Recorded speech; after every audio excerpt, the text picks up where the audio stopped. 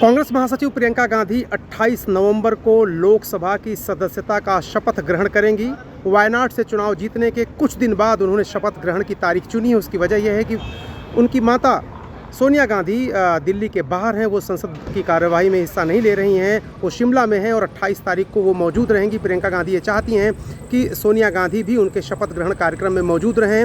राहुल गांधी ने वायनाड की सीट खाली की थी क्योंकि वो रायबरेली से सांसद चुने गए थे, जो सोनिया गांधी की परंपरागत सीट थी। सोनिया गांधी राज्यसभा चली गई और उस सीट से राहुल गांधी सांसद चुन के आए और वायनाड से भी उन्होंने चुनाव लड़ा था और वहां से भी वो जीत करके आए थे। उसके बाद उन्होंने सीट खाली कर दी, जहां से प्रियंका गांधी चुनाव लड़ करके जीत चुकी हैं और रिकॉर्ड मार्जिन से जीत चुकी हैं। और 28 नवंबर को लगभग 11 बजे वो संसद सदस्य के रूप में शपथ ग्रहण करेंगी। ऐसा पहला मौका आ रहा है इतिहास में जब गांधी परिवार के 3 सदस्य एक साथ संसद भवन में होंगे। यानी सोनिया गांधी राज्यसभा की मेंबर हैं, राहुल गांधी रायबरेली से लोकसभा के सांसद हैं और प्रियंका गांधी वायनाड से लोकसभा की सांसद बनेंगी शपथ ग्रहण के बाद बाकायदा। वैसे तो वो मेंबर ऑफ पार्लियामेंट इलेक्ट हो गई हैं, लेकिन शपथ लेंगी 28 नवंबर को 11 बजे के आसपास।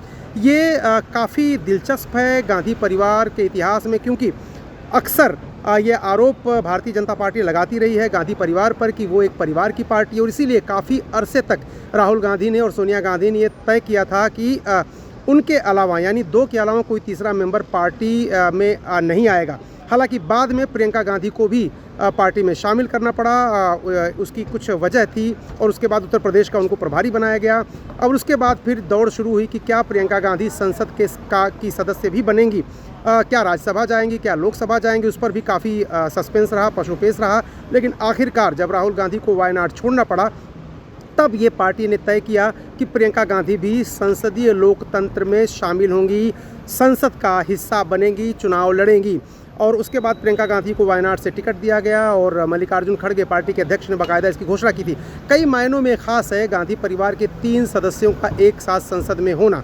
पहली बात तो यह है कि भारतीय जनता पार्टी नए सिरे से अब परिवारवाद का और आरोप लगाएगी कांग्रेस पर। कांग्रेस काफ़ी अरसे से इन आरोपों से जूझती रही है, लेकिन बाद में राहुल गांधी ने तय किया कि भारतीय जनता पार्टी के आरोपों को दरकिनार करके प्रियंका गांधी को भी संसद में लाना होगा। काफ़ी अरसे से प्रियंका गांधी महासचिव बनी हुई हैं पार्टी के लिए, उनके पास कोई राज्य नहीं है जिसकी वो देखभाल करें या जहाँ की मामलों को वो देखें। उत्तर प्रदेश में काफ़ी ज़बरदस्त हार हुई थी प्रियंका गांधी के महासचिव रहते हुए और उसके बाद वहाँ का प्रभार उन्होंने छोड़ दिया था। उसके बाद से लेके अब तक उनको कहीं का प्रभार नहीं मिला है। तो प्रियंका गांधी एक सांसद के रूप में लोकसभा में जाहिर सी बात है कि मोदी सरकार पर एक सीधा और मुखर अटैक करेंगी। राहुल गांधी को एक और सहयोगी मिलेगा जो बड़े ही शार्प तरीके से, बड़े ही आक्रामक तरीके से मोदी सरकार की नीतियों की आलोचना करेगा। तो तमाम आलोचनाओं को दरकिनार करते हुए गांधी परिवार ने तय किया कि 3 सदस्य संसद में होंगे, सोनिया गांधी, राहुल गांधी और प्रियंका गांधी। और देखना होगा कि ये तिकड़ी मोदी सरकार को कितनी मुश्किल में डालती है।